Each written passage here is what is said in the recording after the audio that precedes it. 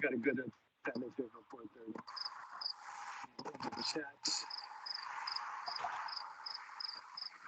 Started recording, and hello, welcome everyone. This meeting may involve remote participation by members either by telephone or other electronic means due to the local public health emergency novel coronavirus pandemic pursuant to the provisions of Minnesota statutes section 13D.021 and statement. Hello everyone.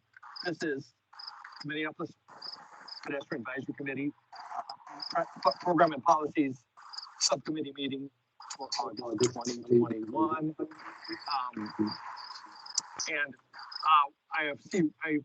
We have a call to order. We have a roll call. Millicent, is that something you'll still take from the participant list? Yeah, I just take it as we go. Okay. I'm marking you guys all down now. Thank you. And we have a two-item agenda today, and we're starting off with the. Do we want to do CIP first or CIP at the end? I think we're starting with we're going in order. So the first item is the Ipcc report discussion and working towards a resolution from PAC on that. That is referencing the intergovernmental panel on climate change and specifically their most recent assessment report number 6 out the Monday before last. And I hope some people got a chance to read certain segments of it. It's a big piece of tome. Julia, do you want to start us off on that? Sure.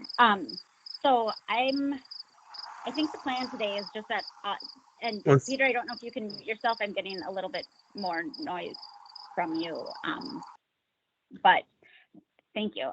The plan today is to just go through the summary for policymakers, just very briefly in terms of what we're looking at in our region and in cities specifically, so that we can be thinking about our role as PAC and how in this particular position we approach climate breakdown and the urgency of the information shared in the latest Ipcc. So firstly, this is the last similar report was in 2018. The PAC passed a resolution in December of that year. The report was leaked in February, released in September, and then we passed our resolution in December, I believe. That was a fairly strongly worded, it was a dire report letting us know that we essentially by 2030 really need to be very well on the way to zero emissions. And this report is an update to that one. It is using more data, more complex modeling, an update of where we're at, what we know, what happened and continued to happen since 2018. It's a report that is fairly technical. It is looking, in this case, only at the sort of what are we observing? What are our predictions? What is the level of confidence in those predictions? But it isn't really pulling together the complexity of systems or giving explicit suggestions. It's fairly detached and unemotional, kind of like a housing inspection, and that's only looking at your foundation. It's not telling you how the structural problems impact your plumbing or your electric or whatever the other systems are that are reliant on this foundational stability. It's also consensus-based, and if you do take a look at it, I would just urge you to keep in mind that it is not designed as a climate communication piece. It's not designed to convey in any way sort of that urgency and the emergency that we face. Though if you are within climate fields, it's certainly extremely distressing to read. So that said, I'll just sort of go through it quickly. At the high level overview of what our new information is, which is basically that we are almost certainly locked into a minimum of 1.5 degrees Celsius temperature rise, including in our best case scenario. That that is looking at 1.6 to 1.7 degrees Celsius rise by sort of the first time frame that the report looks at for the two best scenarios, which is 2041 to 2060. In our very best case scenario, that would be where we would peak and then we would go down again. That includes net zero emissions by 2050 and negative after that. So these two best analyses rely on negative emissions as well as getting to net zero extremely quickly. And that is at a global scale. For global equity, places like Minneapolis, places like the US, where we've contributed disproportionately to the problem and have reached, economic, whatever kinds of benefits, it's incumbent on us to drop more drastically and first because of the level of global inequity that is part of the system that has created this problem, and us as the benefactors of that. So the big takeaway, which isn't really new, but it's clear now how locked it is for our future regardless, is that there will be an increasing occurrence of some extreme events, unprecedented in the observational record, with additional global warming, even at 1.5 degrees Celsius. Projected percentage changes in frequency are higher for rarer events, and that's high confidence prediction. So basically, we're looking at what we're already seeing this year, droughts that are getting more severe, fires that are more severe, more frequent, high precipitation events, the flooding that you may be aware of in Tennessee, where meteorologists were forecasting 4 to 6 inches on Saturday, and they received 17 inches, with at least 22 people dead in a town of 1,700 and dozens missing.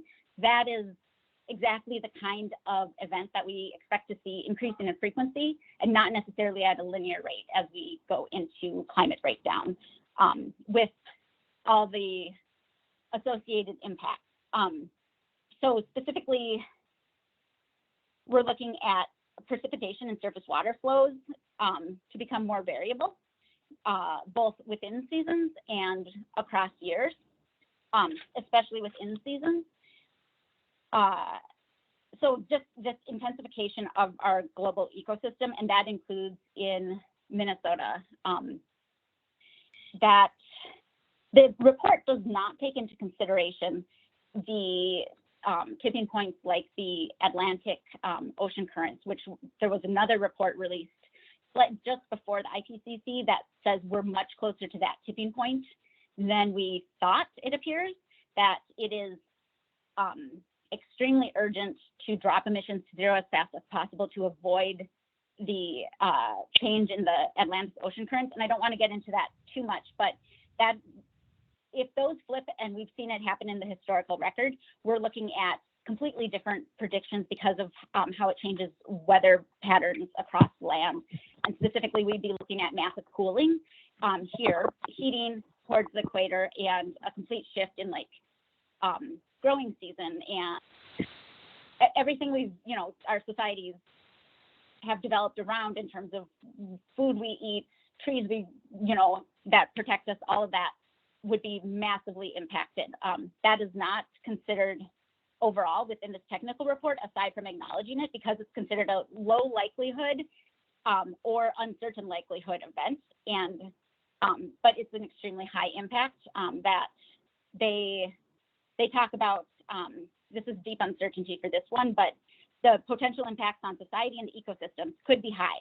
A tipping point is a critical threshold beyond which a system reorganizes, often abruptly and or irreversibly. So that report on the AMOC, that Atlantic current, is not factored into the Ipcc, but adds to the urgency of emissions reductions and the immediacy of those. So all of that said, they additionally point out the ways that cities function specifically.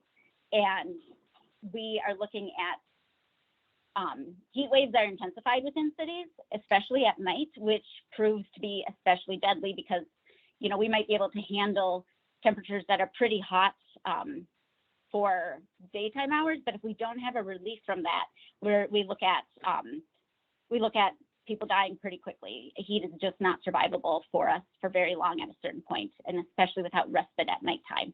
So the urban heat islands where asphalt and roads and bricks and different materials, asphalt attracts heat, and then, stone and bricks and asphalt all hold and then release heat during the night.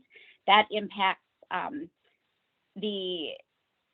our cities and sort of the microclimate that we have, and it becomes increasingly critical as temperatures rise, as we have more sustained heat waves, as we have more intense heat waves, and with the fragility of other systems where we may not have reliable power. How do we keep ourselves cooler? And then the second piece is that cities also intensify runoff from precipitation events, including high precipitation events. So basically, water seeks the path of least resistance as it flows downhill. And when we don't provide any resistance, it picks up speed. It becomes an immensely powerful force, as if you've seen any of the videos that have circulated of various roads being washed out, of the floods in Germany, the floods in Tennessee. The power of water is terrifying, and just there's little we build that can withstand it when it gets going. So those are the pieces that are probably most relevant for cities and for Minneapolis in particular. So just to add to that, what the report does not get into is the ways that all of this intersects, not just with systems like what happens with agriculture, what food can we grow and where, what happens with our bodies, what heat can we sustain, but also with the social and collective systems that we have in place. And so if you think about COVID, I think that's a useful framework for considering the urgency of what we face and how we might want to think about preparing and responding to what we know now. One of the goals as social distancing was starting early last March was to reduce the immediacy of the urgency of need on our healthcare systems. We were not sure how much we could protect people from getting sick, but we knew that if we overwhelmed the capacity of a system, the system faced collapse. And we're seeing that still, having this happen again and seeing healthcare workers quitting their jobs, seeing the trauma starting to catch up to people of having to respond to crisis after crisis after crisis and facing so much death, even if it's what you feel called to do. There's a limit to that. And talking to friends in emergency management, I've heard that the same thing is happening across fire seasons in the West for the firefighters who are not forced into it, but the ones who are choosing it are struggling with back-to-back, no rest work on these catastrophes. So we have limited capacity, and we're coming up against already the bounds of that capacity, whether it's our emotional ability to continue to face trauma as first responders, or how we move resources around to make sure that they go to the people who need them. Like when there were industrial sized rolls of toilet paper, but no one quite knew how to get some of these things to people when there were runs on things. All of those come together and make it so that our mitigation and adaptation efforts are both reducing emissions to zero as quickly as possible, but also figuring out how we build in resiliency in our system and build in whatever we can in terms of a buffer for us as we start facing this. So I think I'll go into Peter. I'm not sure if I should go into sort of the impact, like where this intersects with where our transportation department and public works is at right now, or our stormwater sewer. Is that? We're definitely going to get into that. This might be a good time to start if anybody's got some questions or illuminations or any comment to your excellent overview. Take a pause for that. Peter, you're a bit faint and a bit breaking up. I'm having a difficult time hearing you. I can repeat it. Peter was suggesting instead, I see if anyone has any questions or needs clarification or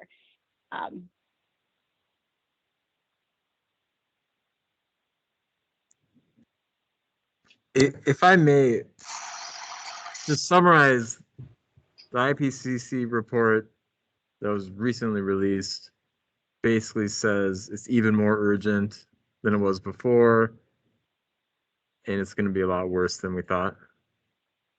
Is that and it's already here kind of a thing? Is that like the main takeaway? Like before we get into like what we do about it for transportation, is that, would you characterize it like that? I'd probably add like it's you know, you wouldn't be off if you just started like running down the street knocking on your neighbor's doors. It's not just more dire. Right. Our best case scenarios are now counting on technology we do not have. Okay. And so we're at the point where in our best case scenarios, we're kind of buying time and reorienting how we do everything in the way that we tried to with COVID, and that we're still working on. Our worst case scenarios are kind of like, well, we could just keep doing what we're doing and watch it all collapse catastrophically and cataclysmically and with massive human suffering. So those are the paths we're on. But Okay. they're very, very different paths. Good.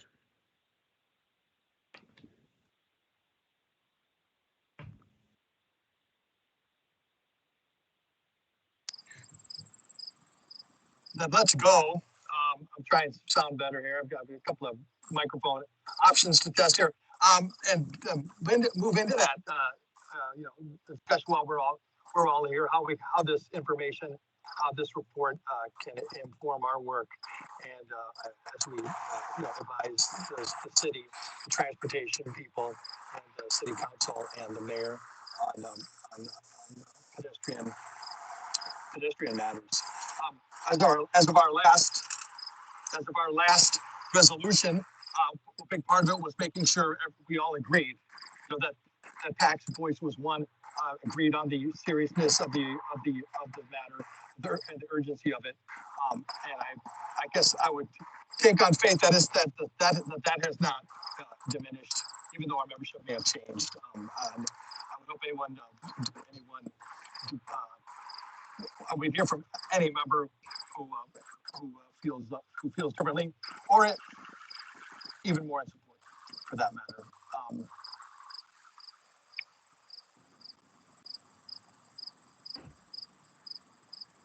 Ideas.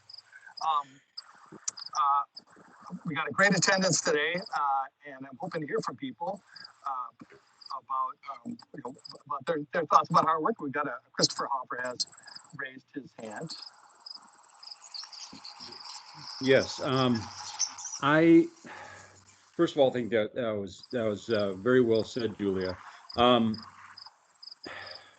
I think for as long as I've been on the PAC, only Julia has been consistently addressing presenters regarding the climate crisis implications of whatever project, no matter how big or how small. I think it's important at this stage that we have to speak as one voice and speak uniformly on it. We have to, I think it's appropriate to lead with this question: how has the climate crisis informed this project? What decisions have you made specifically to address the climate crisis? Now, Matthew or Chris or Millicent, that might be beyond the brief initially of the PAC, but I think that it is taken over the brief now. I don't think they're separable anymore. And I think because quite frankly, what we get from presenters is, oh, we didn't think about that. And I think they're being accurate. I don't think they did specifically, when it comes to, well, we thought about the turn radii, or we thought about the, whatever. But I don't think they can be split anymore. And I'm going to just, this is probably more than really where the scope of this is, but, right now it seems like the predominant issue in Minneapolis is public safety. But to me, this is this is a fundamental public safety issue. I mean, it's a justice issue, absolutely, environmental justice, but it is a public safety issue because I think I'm of the opinion that the events will overtake us more quickly than we can ever imagine. I think it's geometric. I don't think it's arithmetic. You know what I'm saying. Yes, not Aramaic, right? Yeah, I'm speaking in Aramaic now. So that was a long ramble just to say, I think we should be uniform in addressing every presenter, regardless of size or percent, completion or anything. And I think we should do it as one. I think, and at the very least, people will start thinking like, well, I know they're going to ask. I know they're going to ask. What am I going to answer?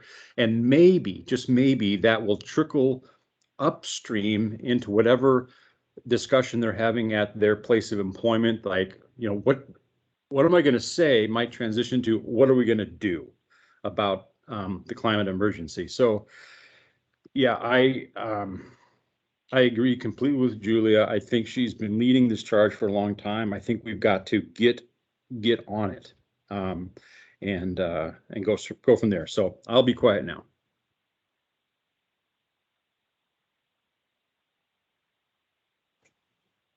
I've got something if that's cool. Just a quick response to Christopher. I totally appreciate the fact that this committee should be addressing climate change, and I just want to bring that up because you said like Matthew, Millicent, and I might think it's outside the scope. I personally don't think that at all. I think Matthew's on the same page. It's one of our goals in the Transportation Action Plan.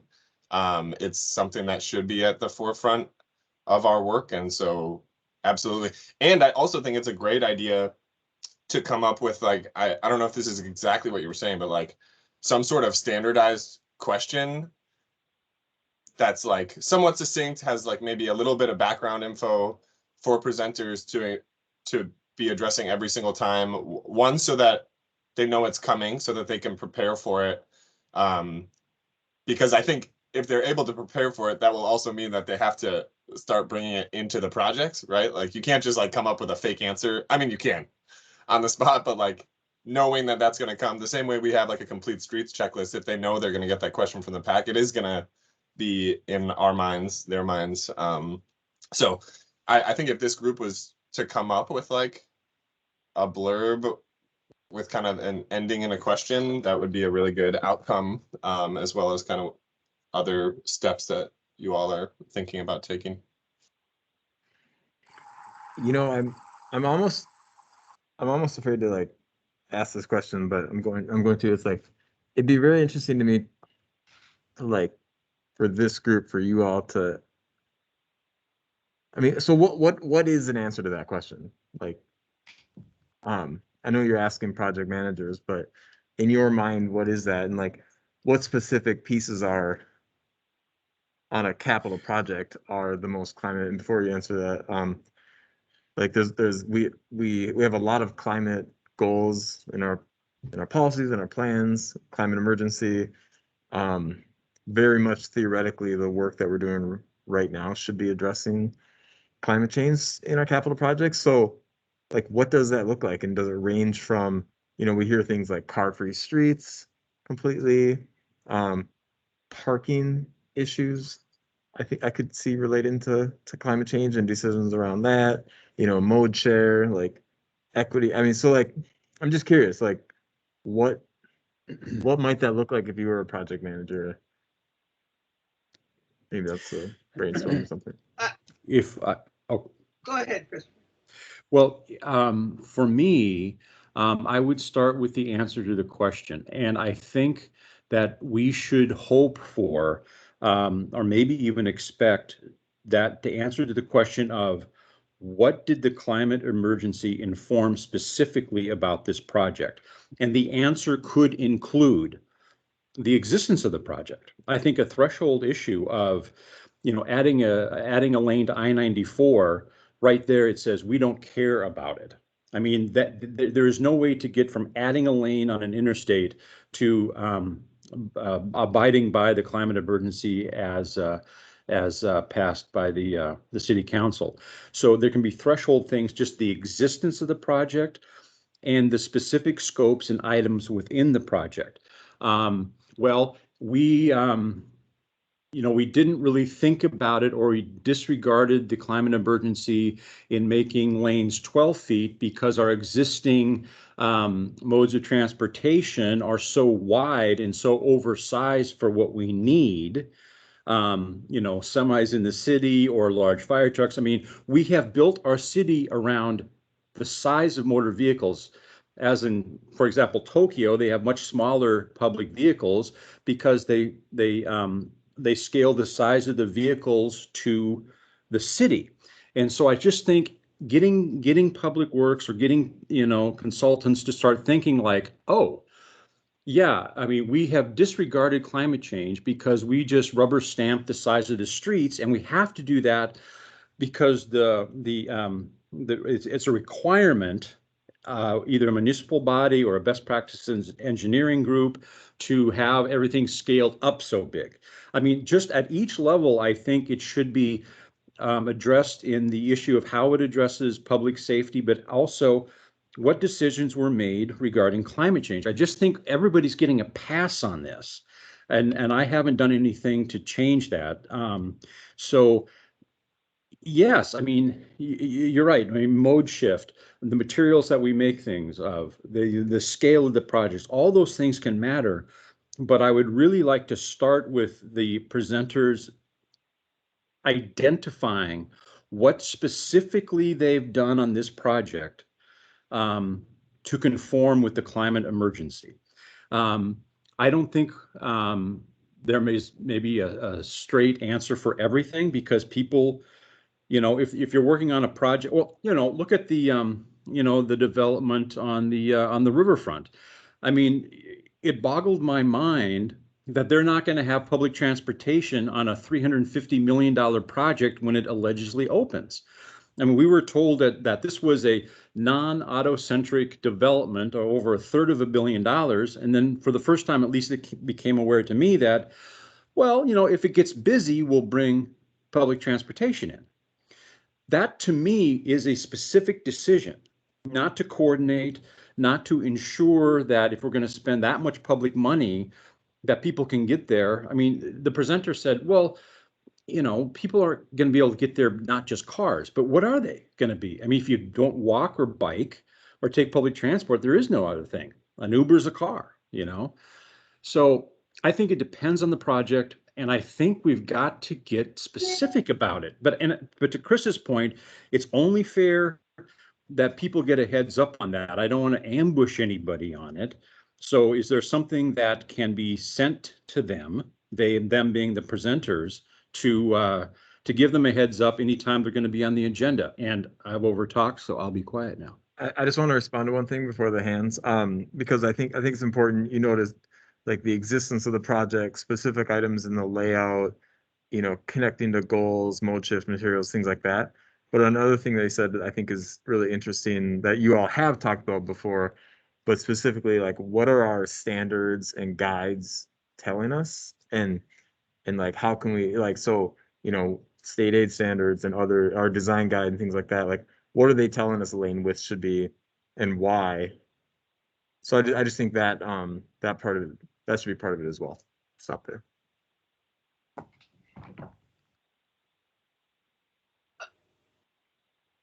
Well, that's what I was going to say, that I think there has to be a shift from places like MnDOT and Hennepin County, and certainly Minneapolis Public Works, in how they see projects. Like what they said about the riverfront was, we have certain standards for trucks to come through, we have certain requirements, and we don't start transportation until people are there. Instead, they're still stuck in looking at the world in a different way, and the world has changed. And they aren't, and I don't know what we can say about that, except for in our resolution to talk about that there has to be dramatic system alterations. People have to start looking at what they're doing with an understanding that it's critical, not oh, design-wise, this is cute, we like this, or we have to make sure we have room for this. It has to be critical, and it has to be critically connected to this impact. And we have to say that in our resolution. And I think the words that we use when we address people when they come to I&E is, you know, asking, I think your question is a good one. How has the climate crisis impacted the design work that you've done on this project? And do you think that it's enough, is what I would add. Yeah, thanks, Barb. I see your hand here too, Julia. I would just on that point, what are we asking the presenters? Well, the city has as official policy officially passed has declared acknowledgement of the climate emergency, and to draw a line between that declaration and every project that is brought before us by the city of Minneapolis would be a good place to start. And on the other side of it, I think the fact we talked about these before, but I think it could be every resolution should be studied for addition, and should have a climate clause to it. That is something not boilerplate. That's the same on every resolution, but a specific statement relating to the climate emergency as stated as declared by the city of Minneapolis, acknowledged by the city of Minneapolis, and also the planet-wide situation as well. And Julia? I really appreciate what everyone is saying. The piece that I thought about putting into what I was presenting is around, it's twofold around the City of Minneapolis Transportation Department as I've observed it, and Public Works kind of generally, or all the city enterprise. One is we're responding to what is essentially an exponential and spiraling problem with linear thinking. And I just don't see how that isn't going to work. And I'm thinking about different projects that we've seen and watching it, watching the responses from the city so far have not been at the scope of the crisis. So we're not, there's some cities around the globe that are looking at transformational changes to public right-of-way that are getting closer to the scale of what we're facing. And meanwhile, we're seeing full reconstruction still. We're seeing treating every mode as if it will continue to exist in a recognizable form in, 20 years. Even when we see, reports that are saying in 20 years, that isn't going to happen. It is, that option, that door has closed, and we're planning for a reality that has passed us by. So I want somehow to make sure that we are not complicit in or letting the Public Works sets the conversation in a specific reality that isn't the physical reality. It's some other world that does not include the Ipcc report and the implications therein. And I'm curious how we help shift into the level of planning that we need, which is not just project by project, but it's an entire mental shift to say, okay, if in the way that we saw Public Works step up with COVID and going, how do we healthy streets? What can we do as this new thing is happening? And we're not seeing that thinking yet from Public Works. And I don't want this to be something where I don't want to play in the field that they set out. We know it's false.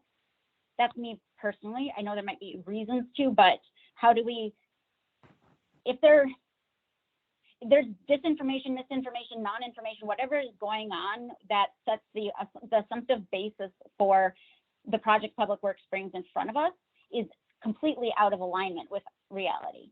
So how do we work with people who are not presenting things that are actually physically, like they're not based in the physical world?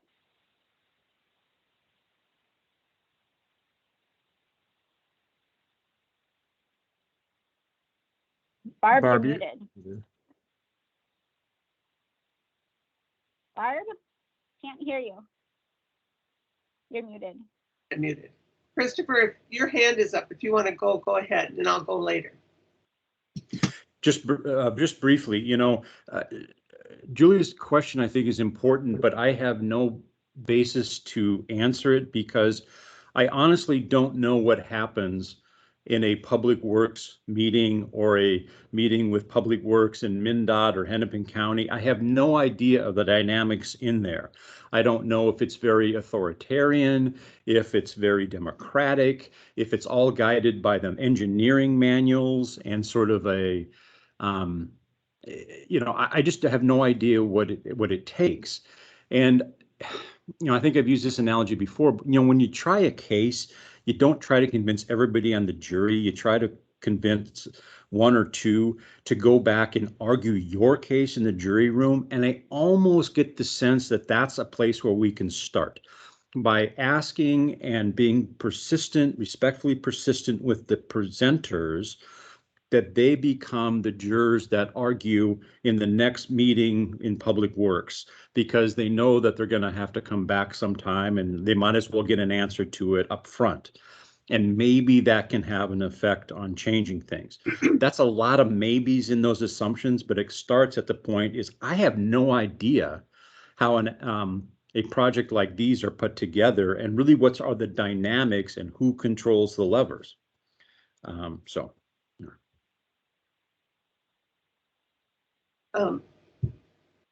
My point was that in answering, well, I don't know whose questions, there's a lot going on, but I think there's an enormous level of denial. People have heard about the IPCC, they hear about it on the news, but I think they say, oh, it's sort of like a COVID. It's not going to affect me. It's not going to have an impact on our city. They lie to themselves, and I don't think we can challenge that. I think all we can do is build alliances, like you said, Chris. I think it happened when we saw the Bryant Avenue thing, and we were very positive in responding to the kinds of good work they did on Bryant Avenue.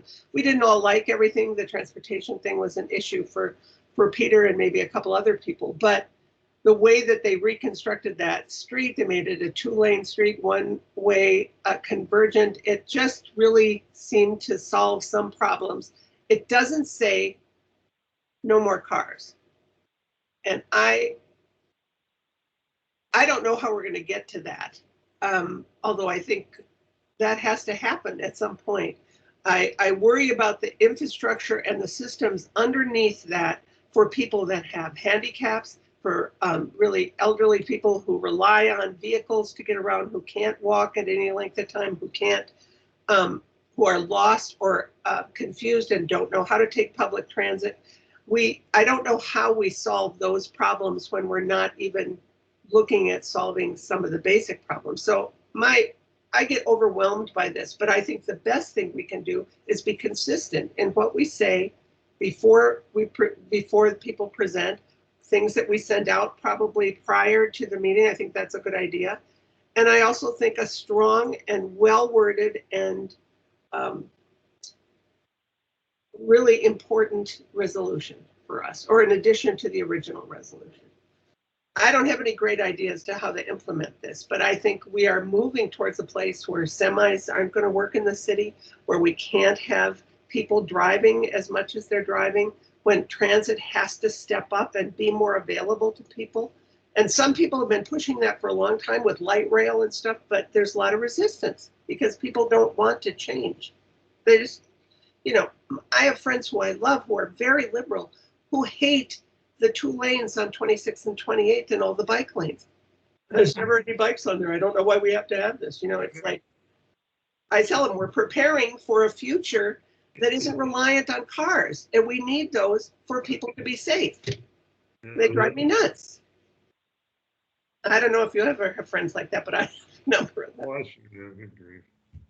Anyway, that's all I have to say. I'm sorry. I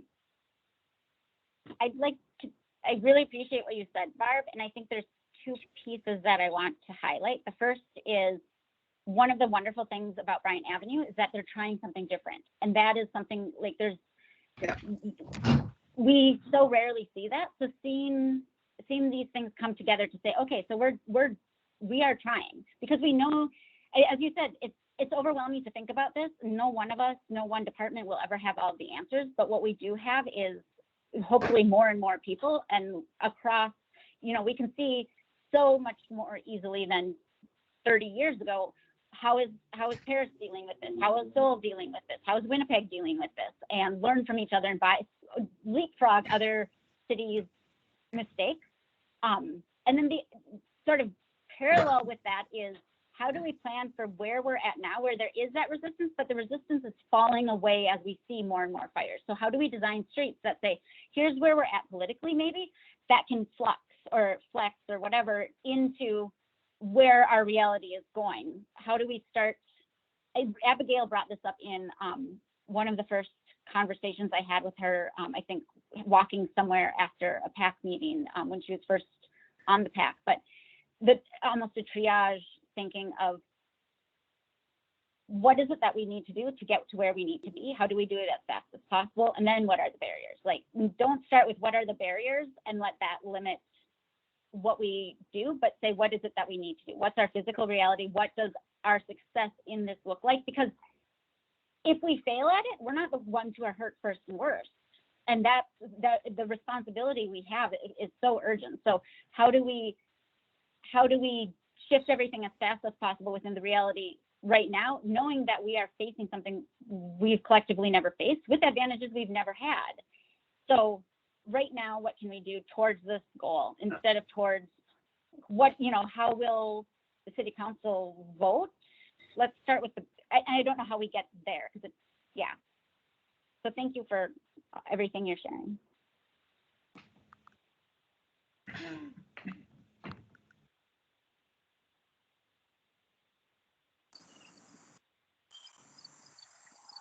We've had a good round of comments and conversation, and it's 45 minutes into our meeting.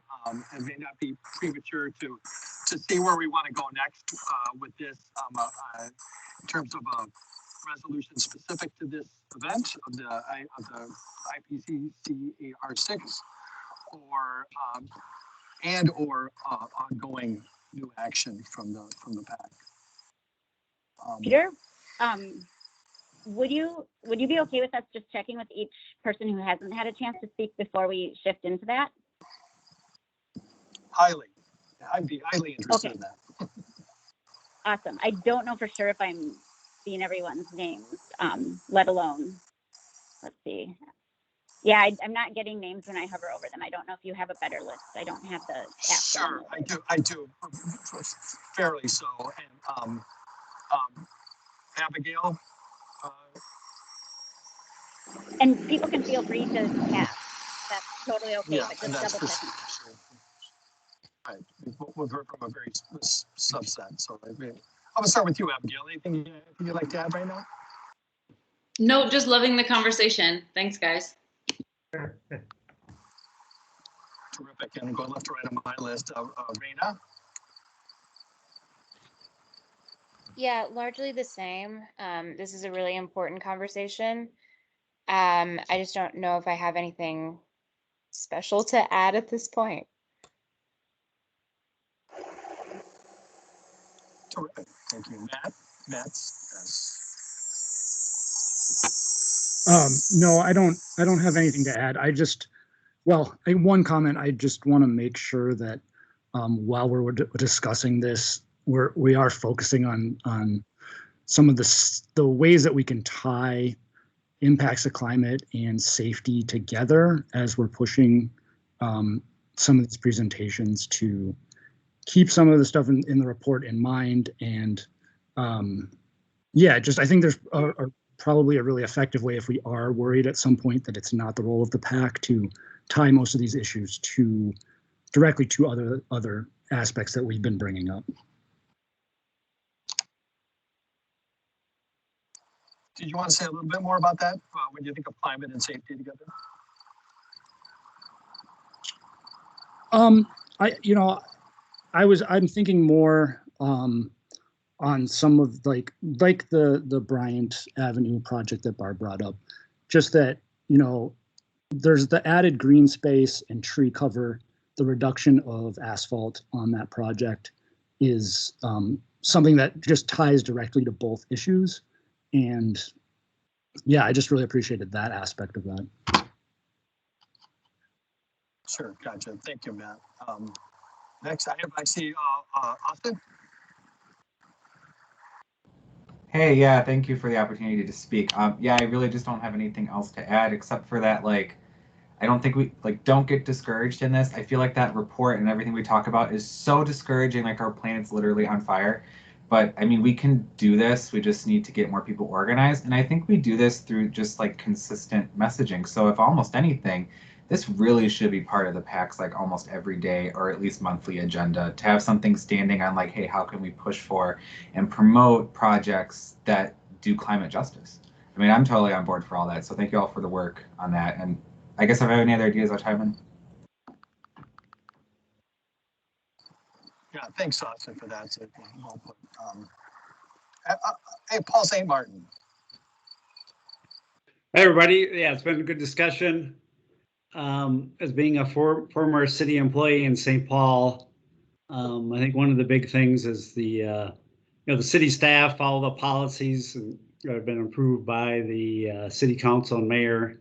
So like the climate resilience plan, the city has, street design standards the city's approved. So, we can attack it one project at a time, which is good. But, the bigger issue is that, if the PAC wants the city to, again, take another look at the climate resilience plan, their standards, et cetera, because city staff, they're relying on those city standards they're using now.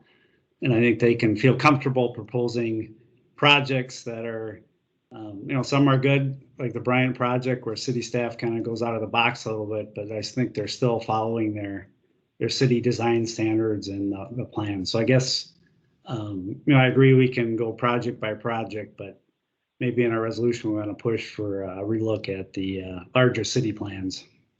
Yeah. Yeah, amen. Thanks, Paul. Neil Baxter. Oh, here I am.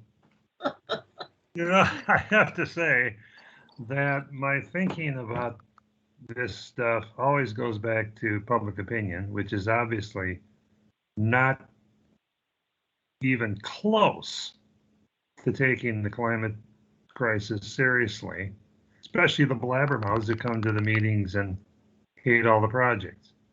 And I don't know what the answer to that is, except, the city might ramp up a public relations campaign that says this is serious and don't even pretend you're not scared shitless about this stuff. And we're going to get pushback like crazy from the west of the lake crowd, especially for any project that's radical. I mean, Brian, I know damn well they got everybody I talked to, except one at the Tiny Diner the other day, hated that project. Well, of course, that's all they're going to hear because they don't give a damn for the climate impact. All they care about is they can't drive down Bryant the same way. If the city doesn't address this thing with an absolutely flat out, we're going to die in 50 years public relations campaign, we'll hear from the rest of the lakes crowd, especially every single project about how god awful it is because we can't drive our car. At least that's what I see. And they've got to perk up. But how are you going to do that? I mean, nobody does take it seriously. And but as far as the ideas for moving staff, yeah, those are spot on as far as I'm concerned. They'll push that what we say and when we ask them, they'll have to ask the engineers what the hell to do about it. And that's great. That'll work, but it won't. But we will never hear the end of this stuff, and we'll fail, I think, if we don't convince the public that this is serious stuff. And that's all I have to say, I guess, as far as what we're doing. But that, of course, is not Public Works' job. So we're not in the. Going to have to be some other department that deals with that, but they better start doing it. Yeah, thanks, Neil, for that. I think I'm glad we went around because there's a lot of really good. Everybody who said that didn't have anything to added some really good stuff. So that will inform our work. I like the consistent messaging, and I think Paul St. Martin's point about the real change can be needs to be driven from the policy and design standards end. And and I think, yeah, you speak to a certainly an elephant in the room too, Neil, as far as, you know, where real power lies, and what we're up against there, you know. And I'm hoping Bryant Avenue, since we're all talking about it, is the fait accompli that we believe it to be. I'm not so sure it is. But moving on, and I think I've gone around. I feel confident. I've talked to everybody, all participating PAC members. We've hit everybody. So we're at the what next? CIP. We're at the what next point, in terms of a specific resolution today, or for this month, I should say, and then ongoing efforts as regards climate. I think I'm on the record as being for, you know, speaking to climate everywhere we can, whether or not it's an agenda item or not. It belongs. You know, there's always a relevant climate component to every I&E project, and certainly a lot, if not all, of the programs and policies and agenda items we talk about in this subcommittee.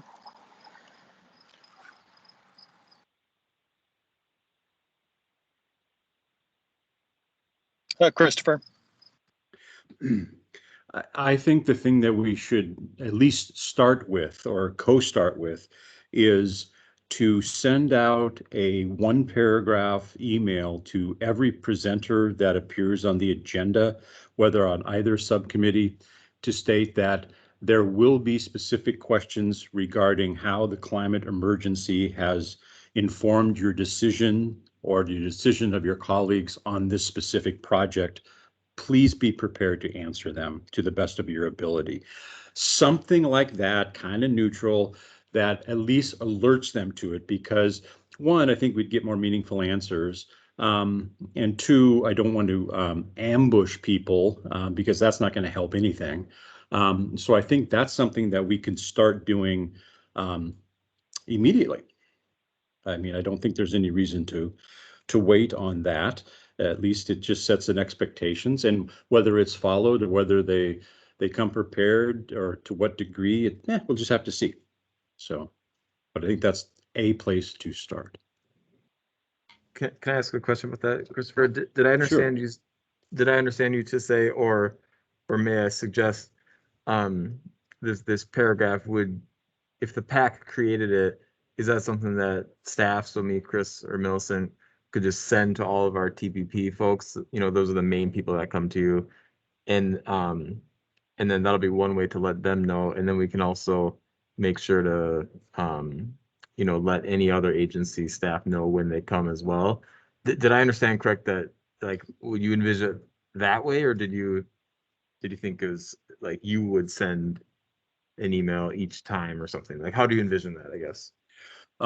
If you think the former is sufficient, I would think that would be the most simple way to do it. Yeah. And maybe just CCing the agency representatives on the staff, so just the representatives are at least aware of it. If something it's in the back of their mind, if one of their colleagues comes in to present, at least there might be another avenue to have them get that message.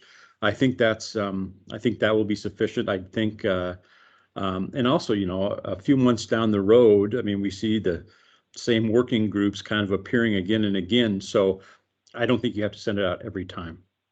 So I think that makes a lot of sense. I think the TPP email will cover most people.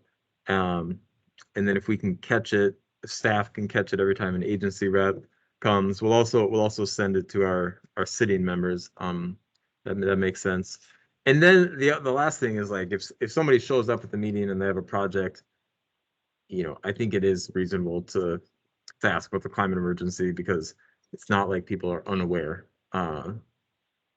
So anyway, I think this is a good plan. Thanks, Matthew. Is there anything, so what should be the product of this meeting towards affecting that? Do we need to make some specific request to you, or are we going for it based on this discussion right now? Chris? I think the language should be drafted by you all, because I don't want to put those words in your mouth or like as staff. I could probably get a pretty decent guess at what some of it would be, but I think it makes more sense coming from you. And then we can add it to whether we do it as like a separate attachment, or we also have those like what to expect at 0% and 30%. Maybe we think about adding it to that and like making sure it's highlighted as like a very important piece of that within there. But that's something that we're probably due to. It's good to send out to staff like every once in a while, like at least once a year, twice a year or something. So either way, we'll send that stuff too. But whether you all want to like like someone wants to take a stab at that between now and the next subcommittee, and then I don't think it needs to be like formally voted on at a full committee. I guess you all can decide how you want to create that buy-in across the full pack.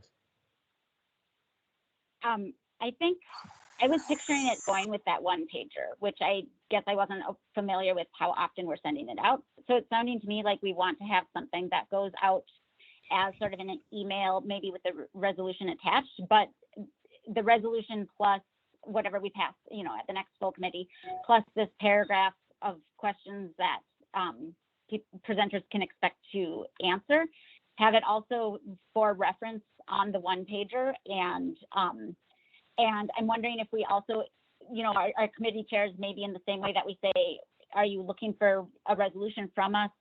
Like adding something in the in-person part as a reminder and to kind of ground us in this, in our discussions as we go forward, because I feel like it's really easy even for me to get caught up in the reality as it gets presented, which is, you know, sort of the lovely fantasy that we're in a stable world and what the past has been is what the future will be. So that would be I think the three places I would like to see something similar to that, where it seems relevant to bring that up to me. That makes sense to me, Julia. Yeah. And I do think it's good to have like just because we send it out to everybody doesn't mean every single person's going to come with like it on a slide. So having it prepped for you all to be able to ask the question in a relatively uniform way as well, I think is a smart idea. I think it would be. Go ahead. I think it would be a good way to start the INE meeting after we read the coronavirus thing, to say to whatever that paragraph is, to start with that and say, please, all of the senators, these are questions that we feel need to be addressed during this meeting. And then follow it up with other questions as the presentations go on. I agree, Julie. I think that's a good idea.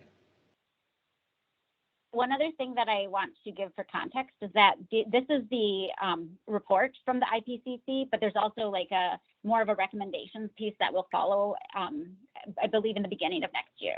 So we'll have a chance to be revisiting the specifics as well. So this is kind of our intro piece, and it might shift, and maybe it'll shift as our strategy as we learn more. So this doesn't have to be a forever thing. Yeah. Christopher? Yeah, just I'm just sort of thinking and try to organize my thoughts. I think so. What I'm hearing is maybe there's like 5 things we can do. One, we can send out this expectation paragraph as Matthew suggested, you know, do it once and CC some people, and if necessary, you know, pick up some stragglers or unique people that aren't on it. That's one. The second thing is, as Barb said, sort of stated again at the beginning of the subcommittee meetings. The third thing is to do it on a case-by-case basis, the questioning and our responses to each presentation.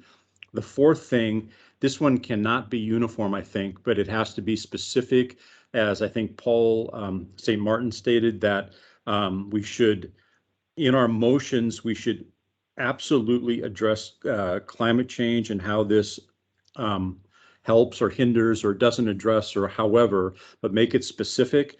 And then the final thing, which I think definitely is what Paul St. Martin said, is that, you know, we're living in a world where they're bound by the city policies, or, you know, at this time and that kind of thing, and those have to be changed. But that's something, you know, quite distinct from the first 4. But I think I think, I don't know if it's Chris or Matthew talked about, what's to come out of this. And I think it's those four things. One, we send out the letter. Two, we replicate the paragraph at the start of each subcommittee meeting. Three, we have meaningful conversation with the presenters. And then four, we codify that in the motions that we do send out. Is that what people are thinking? That sounds good to me. What I would add to that is, so the city policy, which was 5, I think is important, but then it kind of drops from that list. And I'm wondering if that becomes part of our resolution to say the city policies, while a start, are not, they're now out of alignment. We need those revisited. And wherever the city is bound by other constraints, we urge those I don't know, entities to push upwards. We're pushing up as the PAC. As the PAC, we're saying, hey, what can you do? And then we need you. If you can't do things, if you're constrained, how do you push back against those constraints? Using whatever, your union power, your department power, wherever those pieces are. And the kind of tangential would be, how do we scale each of these? Like, is this something that we can share with the BAC, with the Community Environmental Advisory Committee? Are there things that we can be doing here that we can amplify so that what we're working on is shareable, so that it isn't just the PAC doing this, but they're hearing it from other groups or working with other organizations? I don't know if I just made it way too big, Christopher. No, I mean, I was just trying to get my thoughts in order. I mean, you're exactly right about pulling in as many, scaling it up or allies as we can do. I think there's some natural allies in the back and that kind of thing.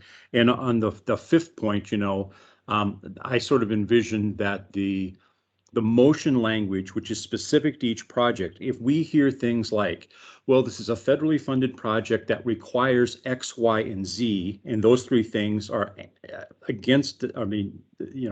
harm the climate more, then that has to be addressed in the motion. I think that's going to be on a case-by-case basis. And just to note that this, I don't know what the language would be, but just say that, the fiscal requirements of this policy from the federal government prohibit following the climate declaration emergency by the city of Minneapolis. Just to state these kind of things, just to say like, well, this doesn't work for the city. I mean, because I have a feeling that between the strings attached to the money and the engineering policies and procedures or practices, that constitutes 90% of a project. And we're just dealing around 10%. That's just speculation on my part, but I suspect that's how it is. So you're right. I mean, those two things that make up the bulk of things have to be addressed. If we hear, well, it's got to be this wide because we use a standard 56-foot truck model. Well, okay, then let's just say we're not doing this project for people or the climate. We're doing it for a 56-foot truck. I mean, let's be frank about that, So anyway, that's my thought.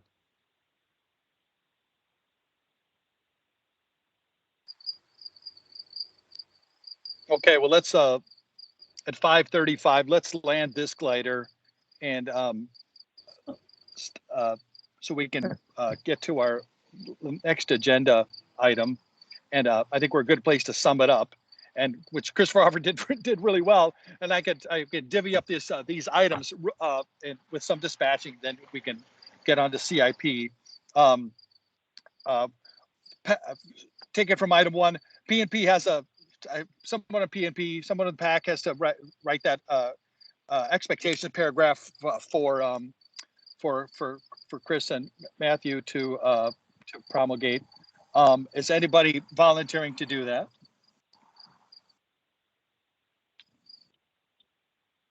I would be happy to be one of the people, but I would also. And I would help. So Julia, Barb, and Christopher can take a stab at that. Okay. Terrific. Thank you. I say number two, Barb's idea to announce, to kick off each INE meeting with a statement. I think that is that, if we can consider that a done deal, or do we have to make that official in some further way? I'll say no. Way you go, Barb. Thank you. It was a great idea. You can make it when we ask them to raise their hands, even though I haven't done it. So I think that's fine. Right. And a good follow-on suggestion to make sure we're asking the climate pointed questions of each project, each presenter, project by project. Ditto. We have policy directed resolution language that will be on for each resolution, for each project, describing hits and misses. We've discussed that. You can consider that what we'll be doing going forward. A detestable phrase. And finally, and 5A, resolution writing, or some help in directing a resolution towards asking for better design standards. Certainly from better design standards, more stronger policy that aligns with our, what I should say, for lack of a better term, our new reality, our exigent conditions, and that are now, certainly we can agree are out of alignment. And that will be I will put that for ongoing work. That's some language to write. That I think I'm going to volunteer Julia and me to start on that. Will that be the resolution we bring forward at for the September meeting? Or is that resolution? I don't have a resolution to bring forward at the September meeting. If it sounds like a big. All I'm saying, the reason I'm stammering is that it sounds like we're going to be writing something big. So if we can get to it, I think I'm committed to getting to it if everyone else is.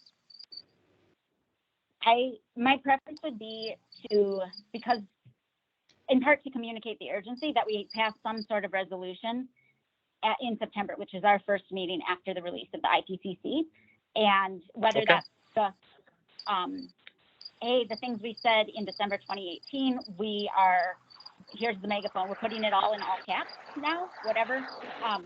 And then, I mean, maybe that includes what you're discussing, maybe it doesn't, but I would really, I think I would like to, even if it's just me writing something up, come up with something, but I think everything we do is better when we do it collaboratively, so. Okay. Do you want to work on that one as well? Yes. Yeah. All right. Okay. Does anybody else we'll want do that. to work on that one? I'd be willing to look at it too and add anything I have. Okay. Good. Let's do that in the short term then, Julia. I'll talk to you after. Perfect. Good. Okay. Well, really good discussion on a really tough topic. Everyone, kudos to everyone here. We got a lot of work to do, and we can see we can take some, as dispiriting as the reports are, as like also pointed out, it's just like a punch in the nose. Doing this kind of work certainly helps give some hope that isn't always foremost, at least speaking for myself, foremost in my mind. So thanks to everyone for that.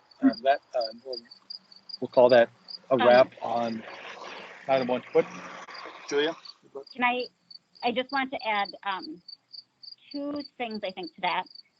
One is that this is something that's been, I've struggled with the realities of climate breakdown and where we're at and compared to all of that for a very long time. And I know that it can be hard, and it can be hard intermittently.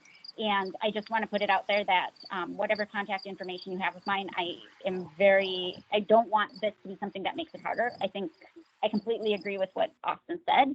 And the second piece of that is, it's the punch in the face that says those things that would be good for us, those things we need to do anyhow, we just don't, they need to happen really fast.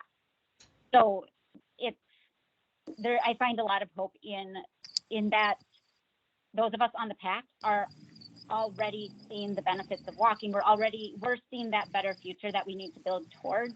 And we have, every time we're out in our neighborhoods, we're kind of embodying that hopeful future in a very real, concrete way. So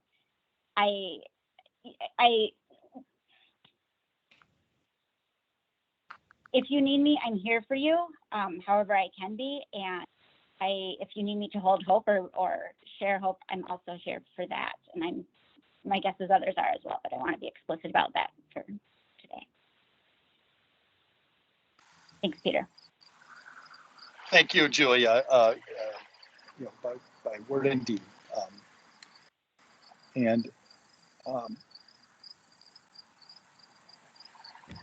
Next up on our agenda is we have a CIP discussion which is the capital improvement projects,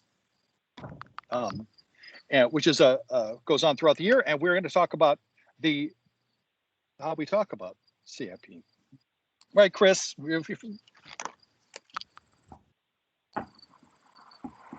I think Julia was actually going to kick this off. Is that right, Julia? Otherwise, I'm happy to, but.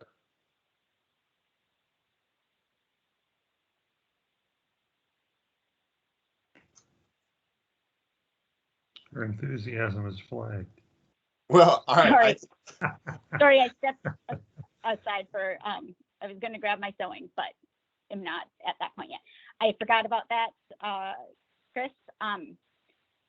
So if I remember correctly, the plan was, because we had the climate discussion, to sort of use that to segue into capital improvement projects and starting to look at how we really influence that within the context of this. Is that what you're remembering? Yeah. I think that was part of the segue that you came up with that I think makes a lot of sense. If you want me to ramble for a little bit while you collect some thoughts, I'm happy to do that, or I can pull up however you want to handle it. That would be great. I'm sorry. No I was problem. really focused on prepping the other bit, and I blanked on this. I'm sorry. No, you did a really good job with that last piece, and there was a lot of information in that. Let me just get my headphones on quick here. So, here, one sec.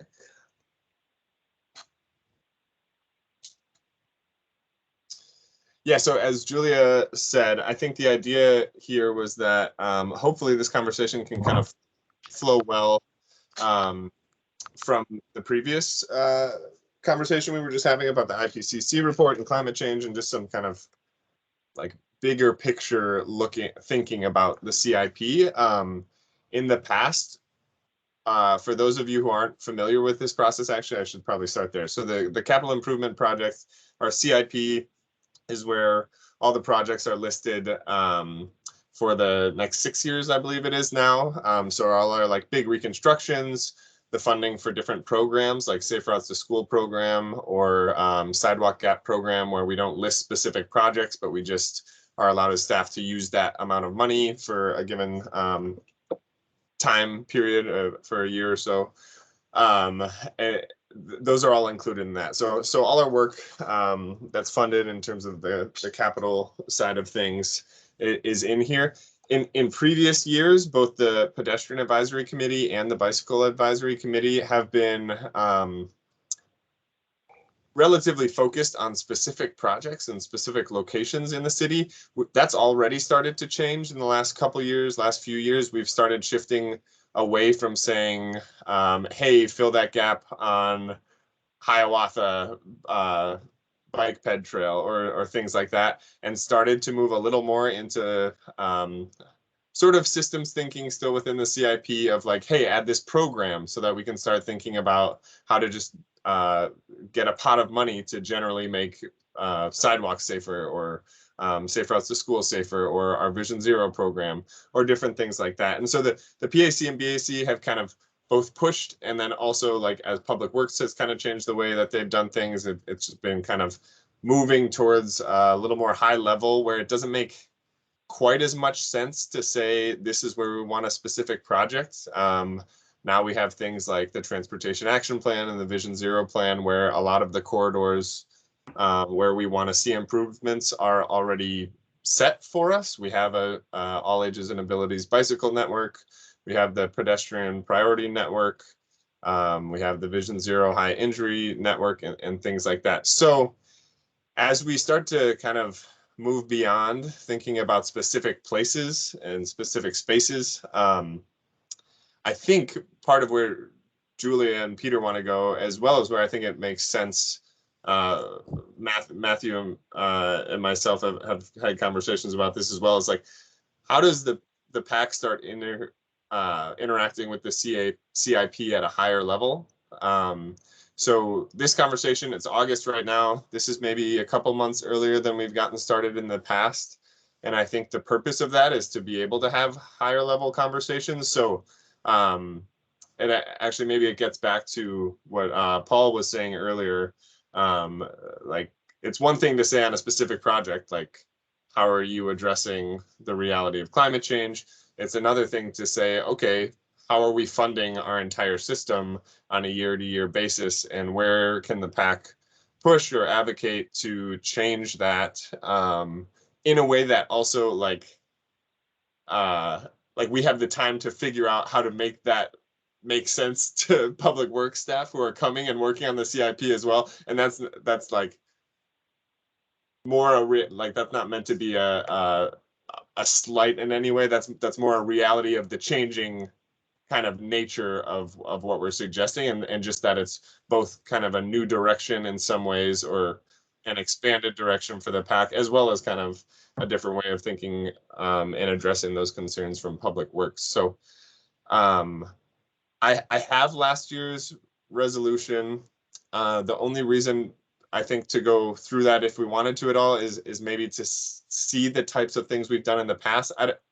I'll maybe leave that to you, Julia, and let you jump in before I do that, because I don't know if that's where you want to take it. I think the only reason to do that would just be to kind of like look at what we've done in the past and then think of how we want to shift. But yeah, I guess I'll stop there, and Julia, feel free to jump in, and then questions or wherever you want to take it.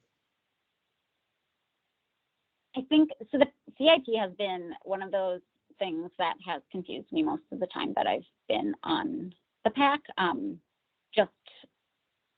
Just to let you all know, and also in case any of the newer members are equally confused by its cycles and exactly how it functions.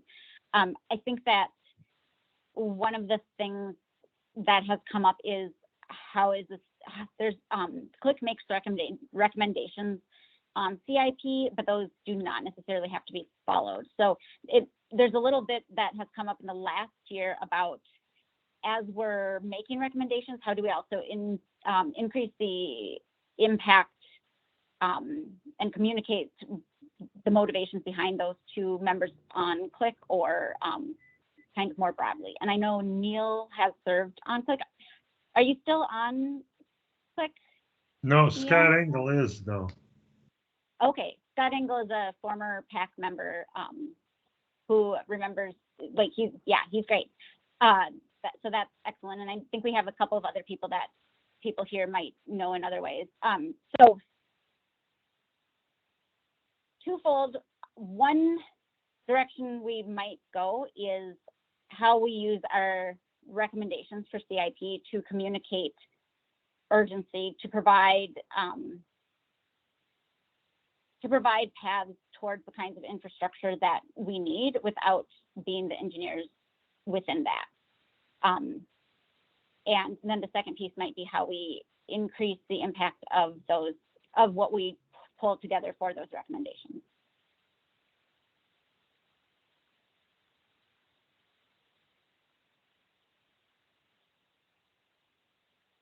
I'm not sure exactly where we're at in this portion. Christopher Hocker.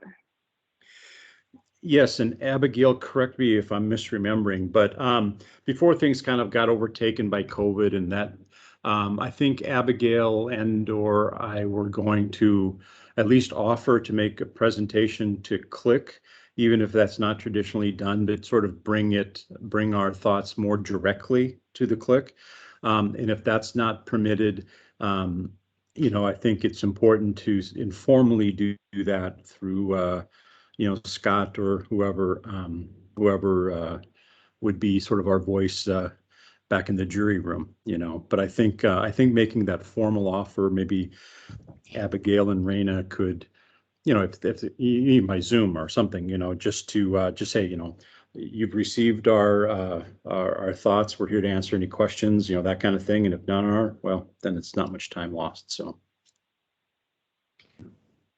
Scott and I did that a couple of years ago, as I recall.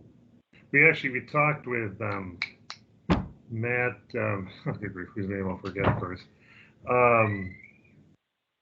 somewhere, and there was that sort of discussion, but it'd be worth doing again before the whole click to get our perspective to their notice. There's always new members for one thing.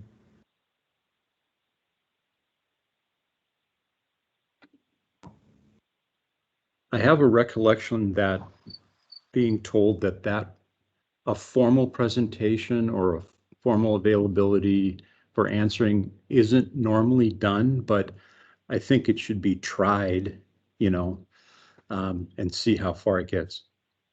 Yeah. Who the hell?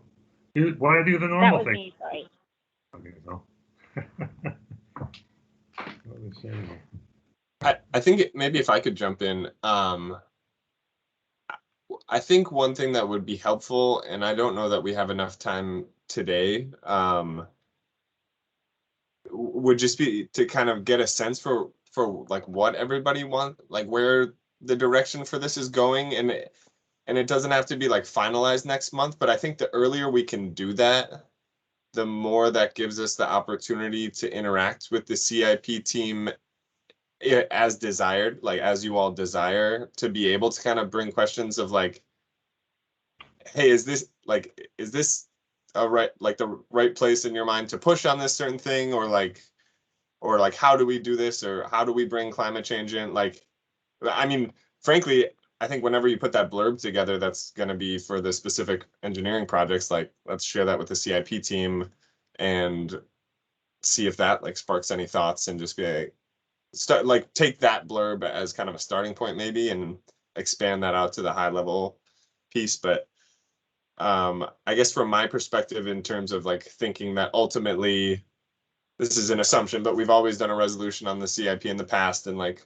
March or April or something, before things go to click. I'm assuming you'll all want to have one, whether or not that looks a little different than previous years or not. That climate change, I'm assuming, will be a big piece of that, but there also may be other things that are a little more high level. So both digging in a little more on climate change, but then also having some time to brainstorm. Perhaps it's kind of expanding on what Matt was saying earlier about like the connection between climate change and safety, or just different things like that. I don't know if some of that work happens outside of these meetings, or if we should have like a working item on this next month or something. One of the things that's been on my mind since reading the policymaker summary for the IPCC is that there's a siloing of thought that's going into how public works, how all of us are considering our public right of way, and it's a reorienting of how we're thinking about streets. I think that is kind of called out in the IPCC when we're looking at mitigation, which is reducing our emissions, and also adaptation, which is reducing our urban heat island effect and reducing runoff. And those can work together, but up to this point, we've been seeing that what we do for mitigation is often just pave more and more and more, especially when we're not at a political place to be removing vehicle space, that we're adding bike lanes. We're not looking at pushing things together. So I don't know if that's CIP or that kind of, or if it even comes from us, but how we make sure that our recommendations are themselves not the best we can hope for, but what is actually necessary.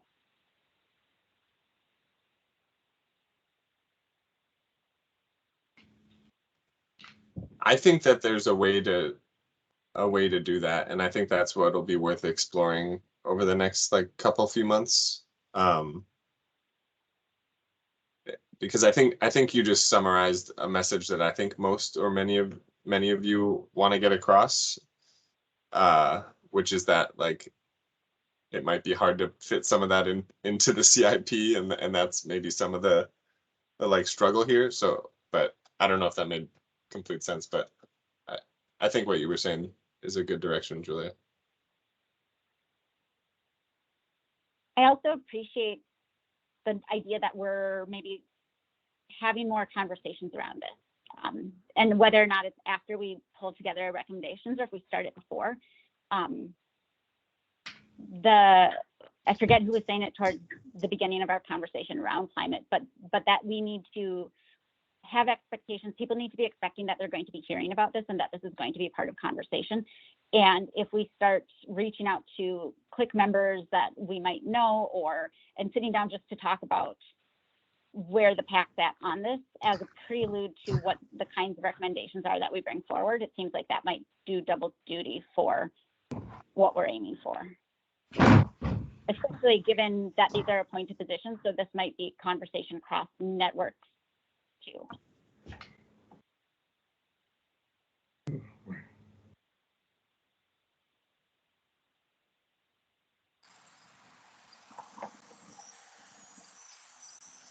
Well, that's well summed up as far as I'm concerned, Julia. And I think Chris is right. It'll be an ongoing effort towards the combined resolution recommendations that we have for come March and April, and the opportunities for more pointed language and more pointed input on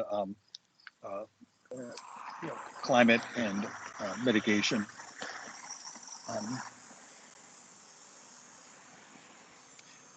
Anything else on that subject, or where we can, we'll be coming back to it for sure in the near term. Is there anybody else like to chime in, because we're coming up on 6 p.m. so where we'll adjourn. Okay. Thanks, Chris and Julie, on that. And if there are any announcements, we have a couple of minutes for those. Otherwise, we will adjourn. I'm going to look for hands for announcements. And if I don't see a hand, so pipe up if the hand's not working. Okay. 5, 4, 3, 2, 1. It was a good, strong meeting. I really appreciate everybody's participation, everybody's attendance today. And thanks one and all. And I'm calling us adjourned. Thanks. All right. Thank you, everyone. Bye, all. Thanks, everyone. Have a good night. Take care.